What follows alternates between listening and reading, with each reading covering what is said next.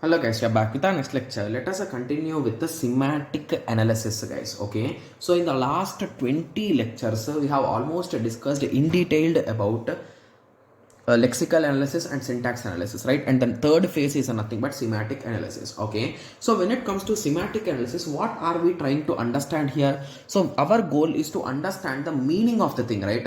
So is it executing correctly or not? Are we creating two integer variables and are we adding two integers and storing an integer, or we are doing any kind of silly mistake? So those type of meaningful things are what we are going to check here.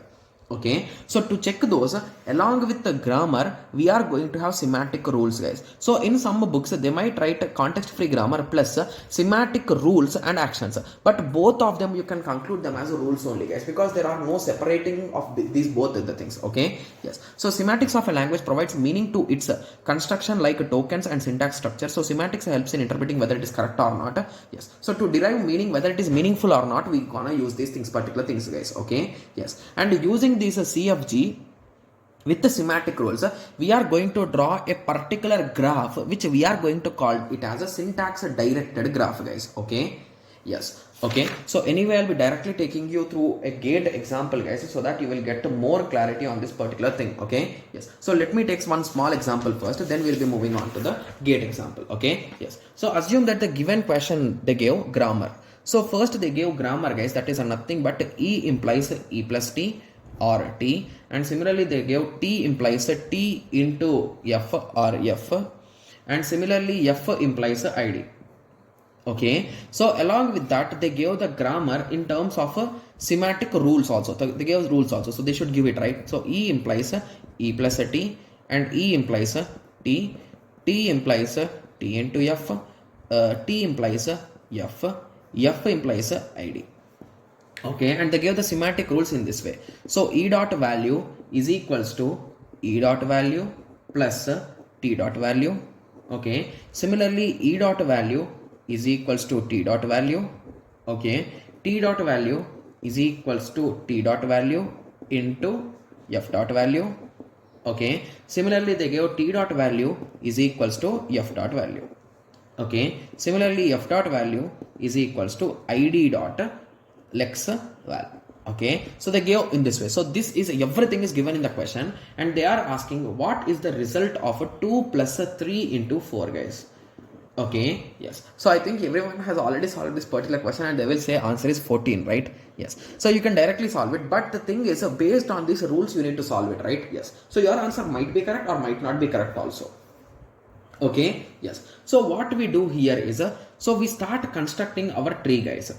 Okay, so our goal is to generate this particular thing, right? Yes, so if we want to generate this, how can we generate it guys? So you can start executing it, right? Yes, and based on your observation what we can conclude here guys, so first you will get a plus, with that you can get this star, right? So indirectly after plus you will have star, so means a star will be executed first and plus will be executed later on, right? Or in some questions they might directly give you the precedence that star is having high precedence and plus is having less precedence, right? Yes, so most of the students instead of drawing these graphs they can directly solve it guys. So any method is okay, right? Yes, okay, okay, so assume that now you started drawing the graph. So from E you are going to generate E plus T. Okay, so from E, okay, so from E you will generate T. Okay, so from T you will generate T into F, and from T you will generate F, and from F you will move to ID, and here also you will move to ID. Here you will get the value 2, here you will get the value 2, 3, that is nothing but 2 into 3. So what is a 2 into 3? That is a nothing but so 6. So 6 value will be value here. So E dot value equal to T dot value. So this is 6 will travel from here to here. So this is 3, this is 2. This is a 2, this is a 3, this is a 2. So in that way it will travel and it will multiply and its result will be stored there. Similarly when it comes to this T, so this T is nothing but directly F. That F is nothing but ID. That ID is nothing but what guys? 4. So that 4 will come here, 4 will come here, 4 will come here. 6 plus 4 is a 10. That value will come. Sorry. Did I do any silly mistake here? Okay, obviously. So here I did the silly mistake is that, okay, so what is our expression guys? It is a 2 plus a 3 into 4, right? I generated for 2 into 3. So let me change the question itself. So assume our question is a 2 into 3 plus a 4. So that is what I have solved, guys. So the result is 10. So we got 10. Got it? Yes. So I did not observe that carefully. So here we need to do plus, and here we need to take a single value, guys. So if you want me to solve that thing also, so let me solve it here itself. So from E, I'm going to generate E plus a T. So now only this thing plus has been matched. So now here from E I will go to T, from T I will go to F, from F I will go to ID. So when it comes to T, from T I will generate this whole thing. So this whole tree will come here. So indirectly at the end we will multiply 3 into 4, that is a 12 will come here, and here you will get a 2. So 12 plus 2 is 14. So you will get in that. So if you want the diagram, so it will look in this way. Okay, yes. So for your examination, if it is a theoretical examination, you will write in this way, guys. F dot value equal to 2. So that is passed up, that is passed up. So in that way. So each and every equation you will write here, right? Yes. Okay. But in GATE, this is a GATE PYQP, guys. Okay. Yes. So in this particular question, he gave the grammar as well as the rules. Okay, and he gave a particular statement to execute, and in the by this observation what we can conclude, guys, so here plus is above, right? Yes, and star is above and plus is below. So indirectly based on this what we can conclude is a plus is going to execute first and star is going to execute later on. Okay, yes. So if you want, you can draw it based on graph also, or you can directly based on that observation we have observed. And in the question he gives ash is a nothing but multiplication and is nothing but plus. And by our observation we understood that star is an what, guys? So star is having less precedence or low priority. Yes. And what is the other symbol? It is and. So and is a plus and it is having higher priority. So that's what we have observed, and based on that you can solve it, right? Yes. Okay. Okay, and one more thing is whenever you are checking it, so here when it comes to this part, so associativity, so from which direction to which direction we should go. So if you observe, E is having left recursion here, T is having left recursion here. So both of them are having left recursion, means both of them are left associative, guys. Got it? Yes. So if you want, I can draw it and show it with example also. But what shall I do it with example? So just give me a second. Yeah, this paper backside is empty. Okay. Yes. So the given question is E implies E ash T, right? Yes. So if I try to expand this, how it will expand, guys? So E will become E ash T. Again, this will become E ash T. So if you observe, it is going to grow in the left hand side because it is a left recursion, right? Means indirectly as it grows, so first this left part will execute, and based on that result the right part will execute. So it is a nothing but left to right. So means if it is a left recursion, it will have left to right, and if it is a right recursion, it will be right to left. Remember these things, guys. And moving on to precedence, here from this thing I can generate T implies a T and F, right? So now if you observe, so from here I can generate E, from E I can generate E ash T. From T I will generate T and F.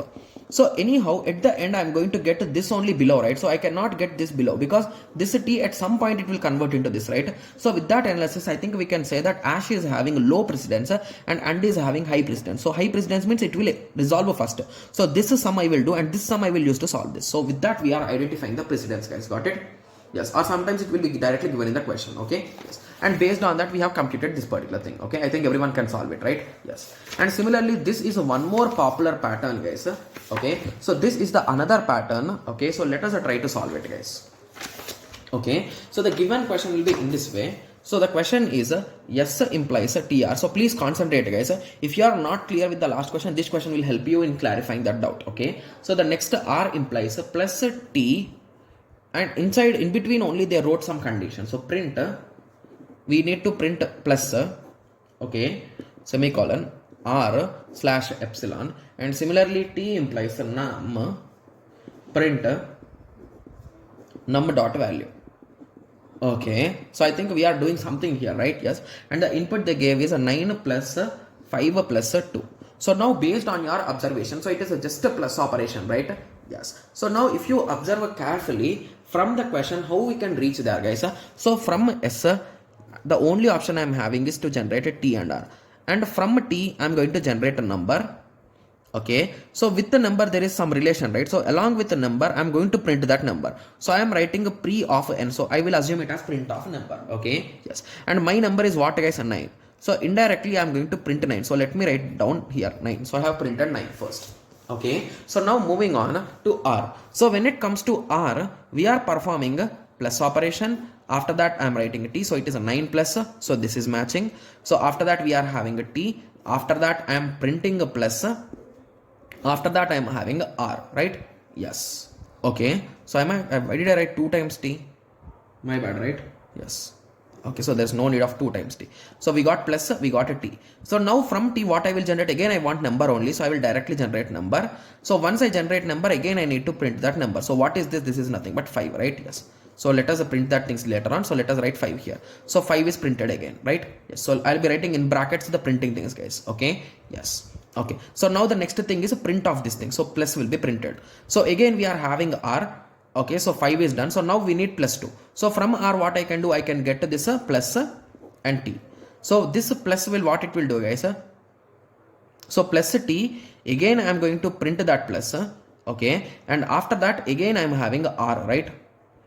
Yes. Okay, so this printing is done. So now this plus is done. So now this plus is done. So now the number I want. So this is a number and that number will be 2, right? So I am going to print that 2 as well. Okay, so now print plus. So plus will be printed and here I am having the r. So indirectly my whole string is done. So now I can convert it into epsilon. So you can write it down epsilon. Okay, yes. So now what is the end diagram, guys? So let me redraw it so that you will understand it carefully. So 9 plus 5 plus 2. Okay, so first what we did, from yes I have generated t and r. Okay, so from t I want 9, so I have generated it into number and it is also printing that particular number. So indirectly 9 has been this value and it has printed 9. Okay, so now moving on to r. So we printed plus t, print of plus and r. Okay, so when it comes to plus, this is an operation, so plus will be done and from t I am going to generate a number and I am going to print that number and that number is nothing but a 5, right? Yes, so 5 is also done and this is a print plus, so plus will be printed and from r again I want plus, so I will be taking a plus t, print of a plus and r. So plus has been collected and from t again I want a number. From number I am going to get that particular number, that is nothing but a 2. So now this is done completely. So at the end I have printed plus again and this r I can directly convert into epsilon because there is no need of anything, right? Yes. So now this is the diagram which we got, right? Yes. So now in the question they will give options of the what will be the printed result. So now first go do pre-order, guys. So do pre-order or post order, any order. So first what we need, we are printing 9. Okay, so once we have printed 9, so do pre-order or any order, guys. So print n9 is done. So now number. So now what we have printed, so print 5. So 5 will be printed. After that you follow plus will be printed. After that you follow 2 will be printed. After that you follow plus will be printed. That's it, right? Yes. So this is the result. So in this way there are few questions in the PYQ piece, guys. Okay, yes. So now I hope everyone got a clear idea with respect to this, right? Yes. Okay, so this is all about a syntax thing, guys. Okay, sorry, semantics analysis, guys. Okay, yes. Okay, and when it comes to semantic analysis, there are few popular theoretical questions, guys, and they are directly based on types of attributes and types of SDGs. Okay, so that's what we'll be discussing now. Okay, yes. So basically types of attributes are of 2 types. So the first type is a synthesized, the second type is inherited. So when we are talking about a synthesized attribute, so if a node takes a value from its children, then it is a synthesized attribute. So if you observe here, A implies a BCD.